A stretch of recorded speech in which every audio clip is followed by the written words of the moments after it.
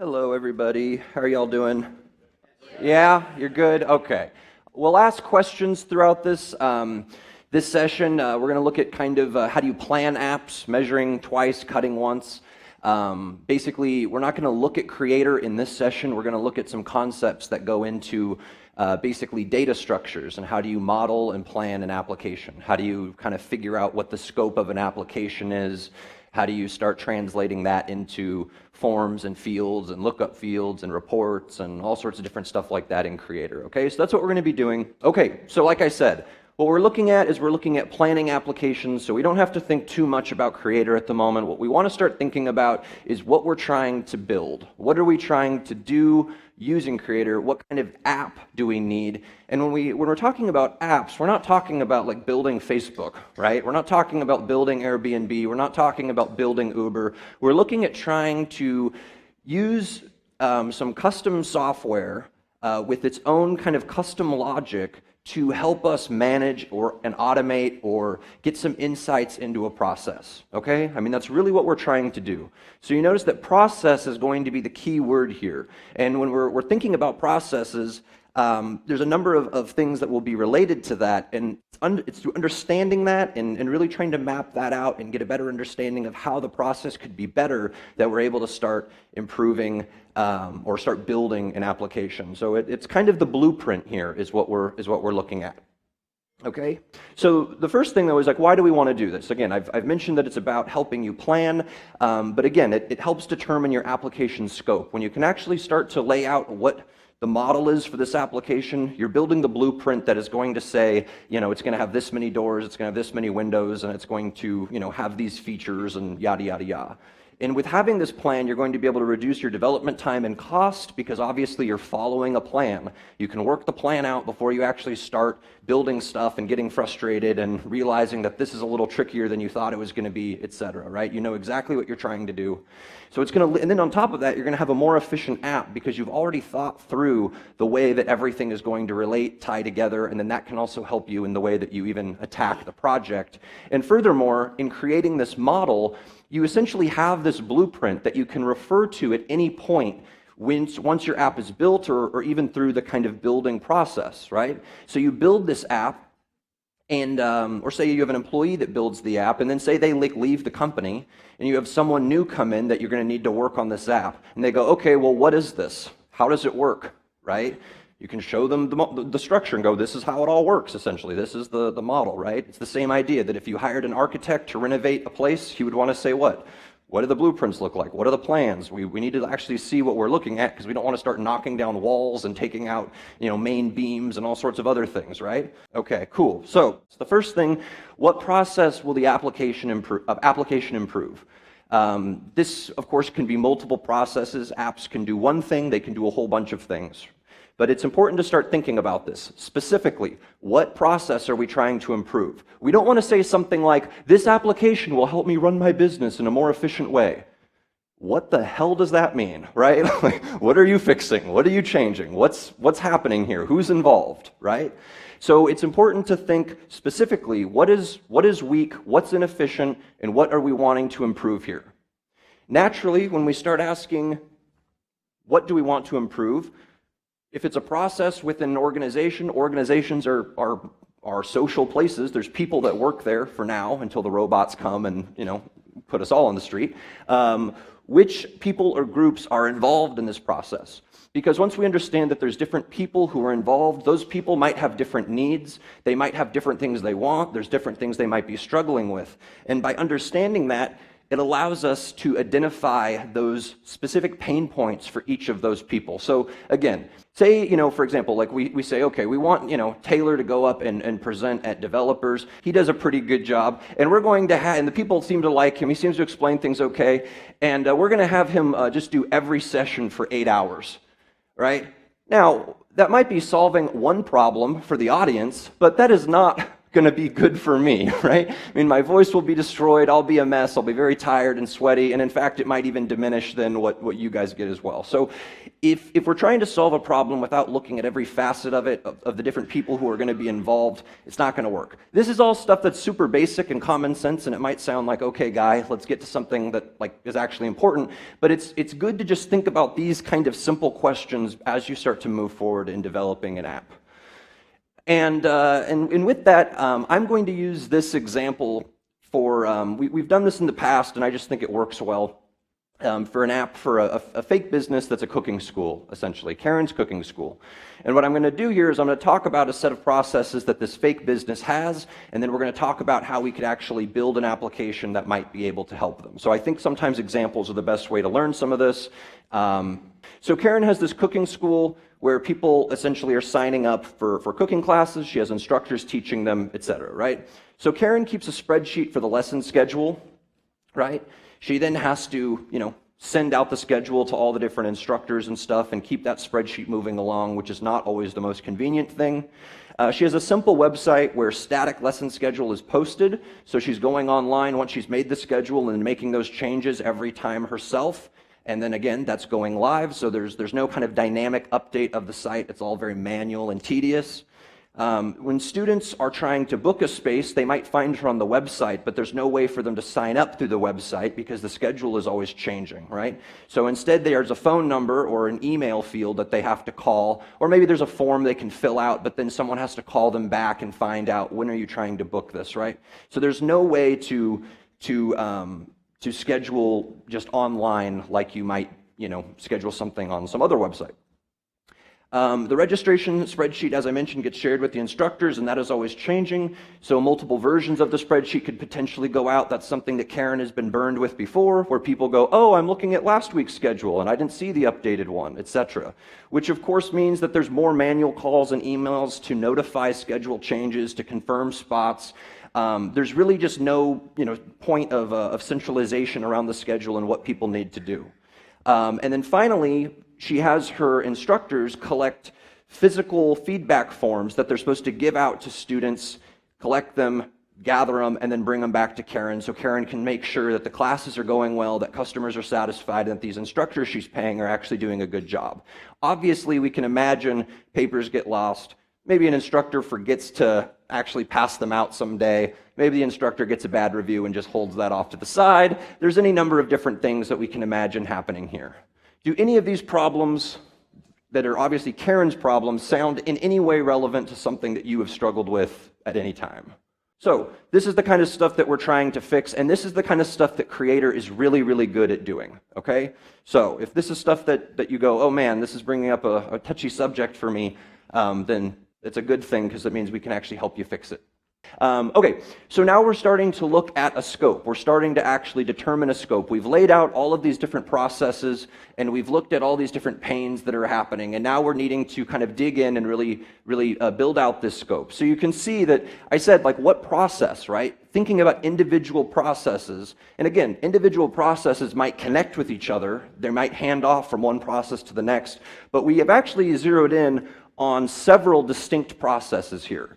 Like online enrollment is a process in of itself. Lesson scheduling is a process in of itself. Schedule distribution, that's a process. Notifying instructors and students about changes and confirming things with them, that's another process. Tracking student feedback, that's another process as well.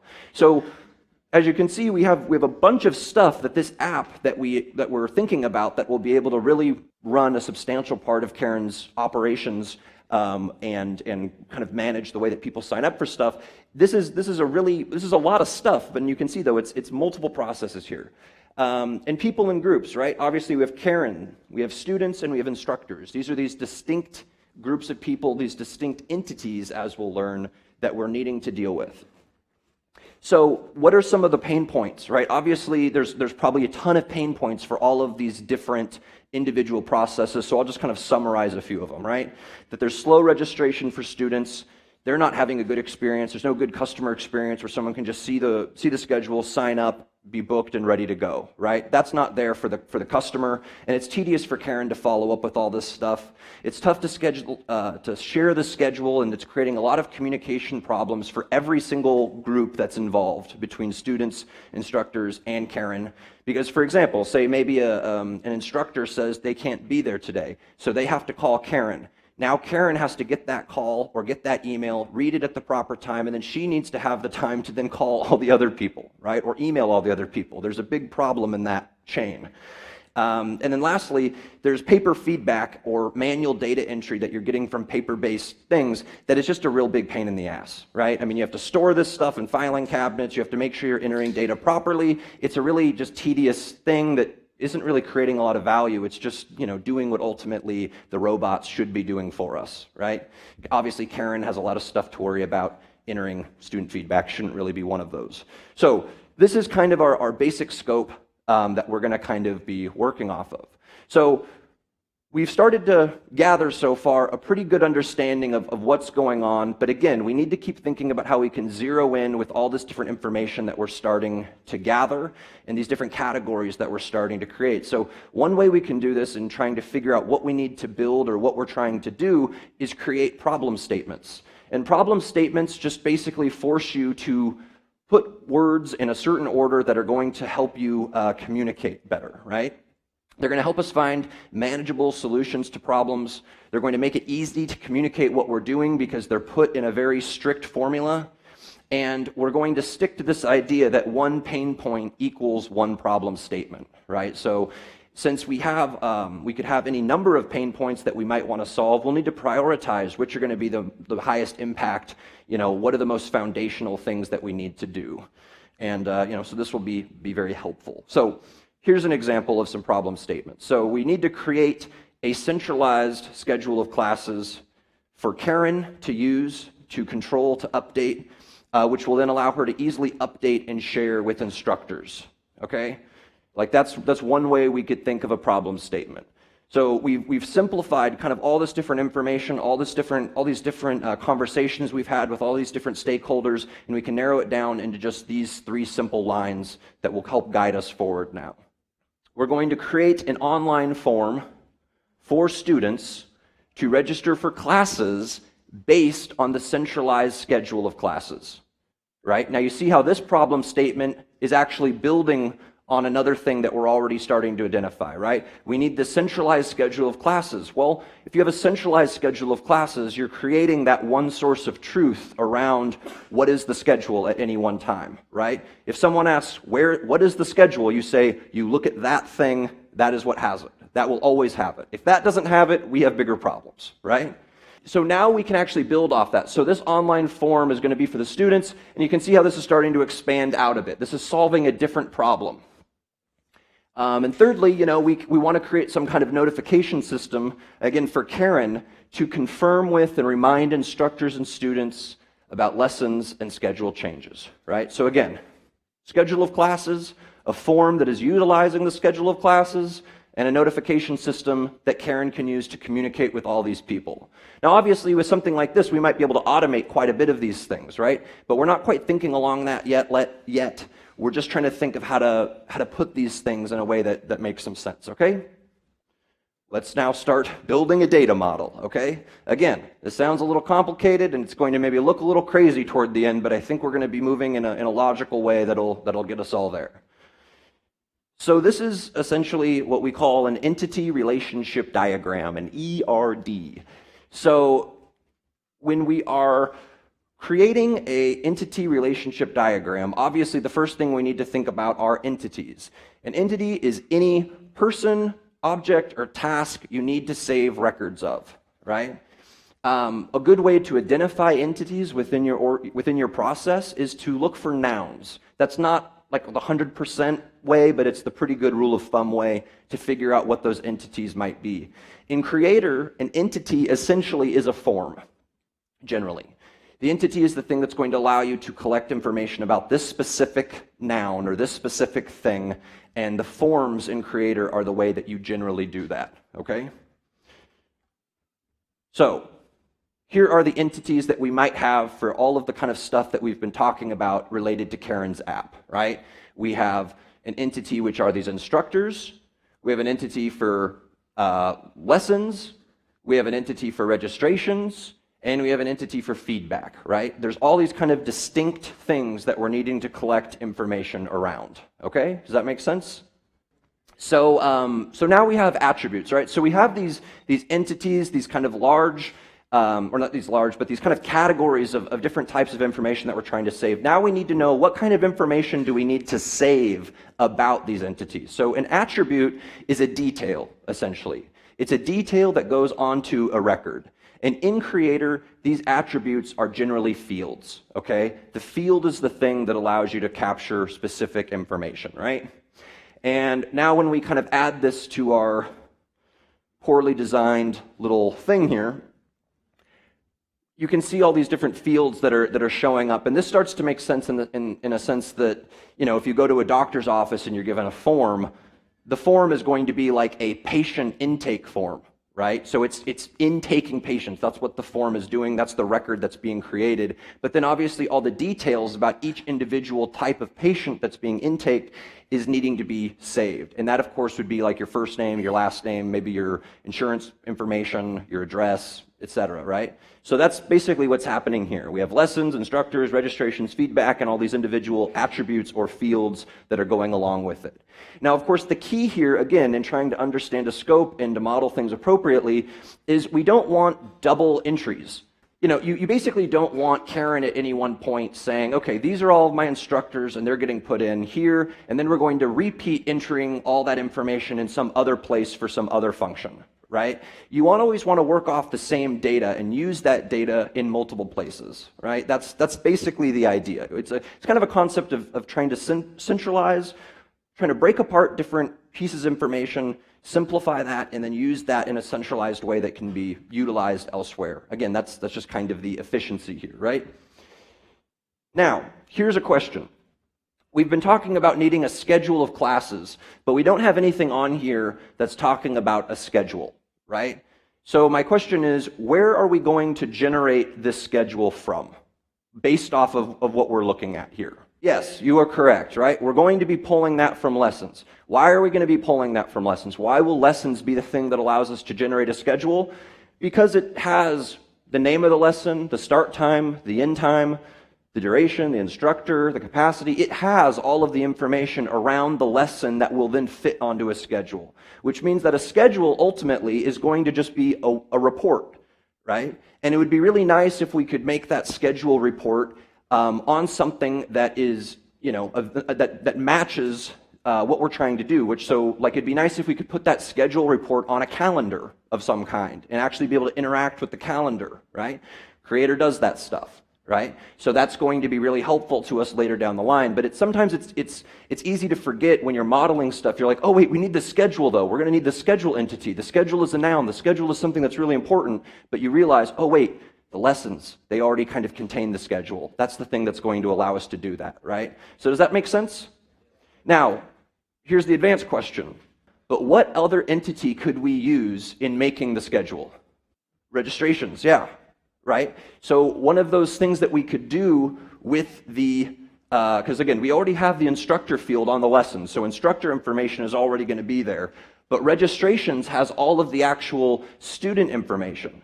So it would be nice if there was some way we could somehow link the lessons and the registrations in some way where we could utilize that different registration information. So we could look at, say, a schedule and look at a class that was on the schedule, click on it, and actually see who was in that class, right? Otherwise, this stuff will be disconnected and you'd have to re-enter that in some other way. Does that all make sense?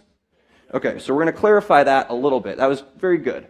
So, and this is basically leading again to relationships. And this is the thing that Creator is super good at. It's the kind of concept of a relational database, which again is putting different sets of data in relation to each other so you can do more stuff with it.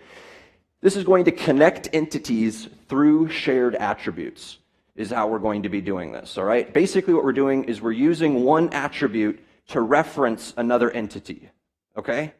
So for example, say we have an entity of Zoho employees, right? and it comes up and it says, Taylor Backman is a Zoho employee, right? That could then reference to something else that might be going on somewhere else in my life or whatever. That's not a great example, but whatever. Anyways, I try to come up with examples off the top of my head. Sometimes it works, sometimes it doesn't. Just sort through them as best you can. So it's going to allow apps to reference data that's stored in other places, and in Creator, this is going to be using lookup fields.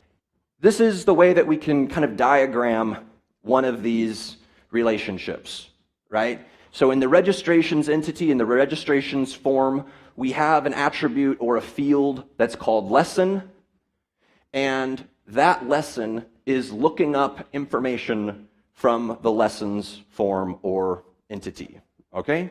So we don't have to re-enter all that information, and now you can see that we've actually achieved those two first problem statements that Karen had wrote. A centralized schedule of classes, which is contained in the lessons module. We've built that out. And now we want to offer students a way to use a form that is based on or uses the information from that centralized schedule of classes, from that centralized schedule, right? And that's happening in that lessons connection. Does that make sense? Right. So we've essentially knocked out those two big pain points. Now you might say, well, yeah, we've built the form in Creator, but how are we going to allow the students to use the Creator form? Well, forms in Creator can be embedded on a website. There's things like client portals where you can have them sign in and be able to have a little account with you and all sorts of different stuff like that. So again, those will get into the features of Creator, which we'll talk about later about how to actually do the thing. But right, and again, you'll need to know that to really be effectively able to model things. Otherwise, you won't have the concept of how that could get done, right? But this model, again, it's kind of helping to pave the way for what we're trying to do. Now, relationships can go to multiple forms, right? It doesn't have to just be a one-to-one. It can be a one-to-many, and can even be a many-to-many if we needed it to be.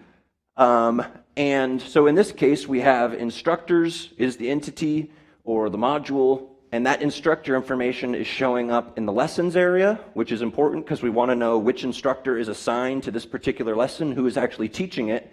And we also, when we collect the feedback from the students, we want to know, which instructor that, of course, is related to, right? Essentially, we'll end up with something like this, right? This is what all of our different relationships look like.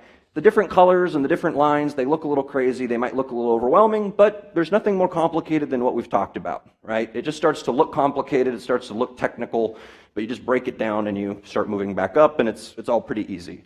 So once we have something like this, though, now we can kind of actually even think, well, where should I start? I have this whole thing drawn out, I have a really good understanding of what the kind of schema is, but I don't know where to start. And in fact, before we do that, I actually threw this in this morning because I thought this was a good question, is why is there no relationship between the lessons price and the registrations price? Does anyone see this? So on lessons, there's a price, and in registrations, there's a price. So obviously, when we enter the lesson into the system and the schedule, Karen has a price in mind for what this is going to cost. And when people register, they obviously want to know the price when they're registering. But why don't we have a relationship there? This is more of a Creator question about the lookup fields. So I'll say, these are going to be the same price. It's true that when someone registers, they'll be given a price and we can calculate the tax and give them a total, but price is still going to be something we need. We'll need to know what the cost of this class is still. So why is there no relationship there? What's happening here is that when we look at the lessons entity, the lessons form, and we see the registrations form, there's already a connection here, right? There's a connection between the lessons attribute and the lessons module, or the lessons entity, right? That's already there.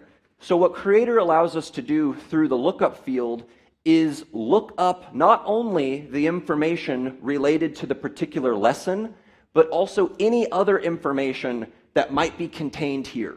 So through this one relationship, this one connection, we can look up price, capacity, instructor, duration, in time, etc. Right?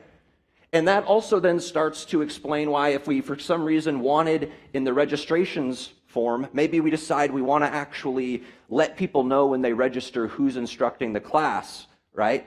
That information would already be ready for us. We would be able to kind of push that in, or actually have to do it a different way, but nonetheless, right? Because this is looking up a lookup and all sorts of stuff. But nonetheless, that's essentially the concept. You can look up multiple things with one lookup field, okay? So, moving forward now, we have all these different relationships we've built, and we can then start to ask, when are we going, where are we going to start?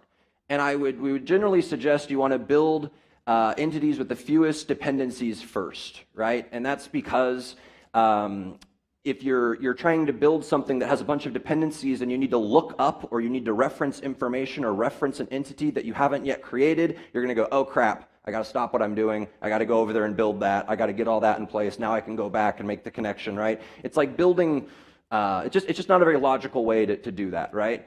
So what we'll do is we'll want to start in the top right corner because there's actually no dependencies here. The instructors don't have any dependency in this system.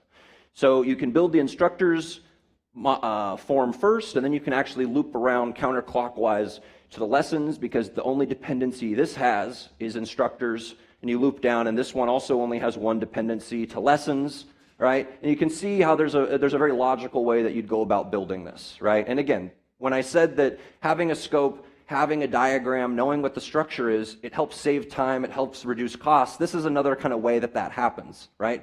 Instead of dicking around with something where you have to keep redoing stuff and restarting and starting and stopping and stuff, and it takes 3 hours, could have maybe taken half an hour, right? And that's a good thing to know, right? So now we're going to build an app together. We're going to kind of do a little question and answer.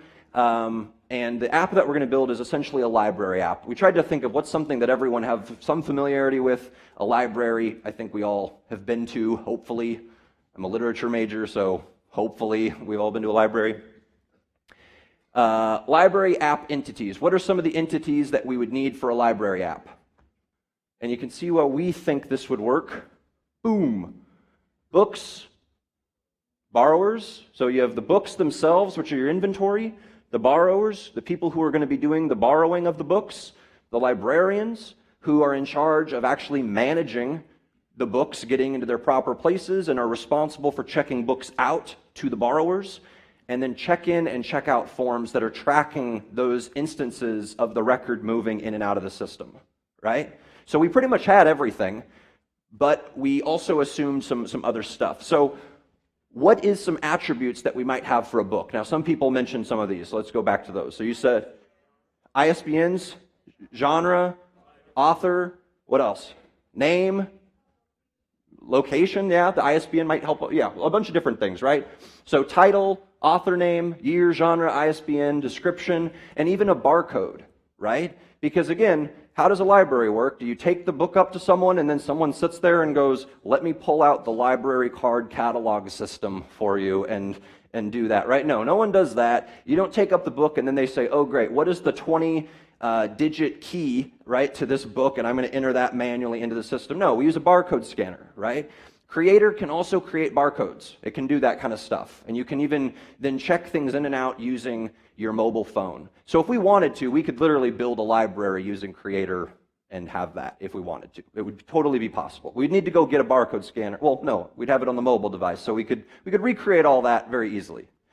So that's an attribute. Now, I don't think I'm going to ask.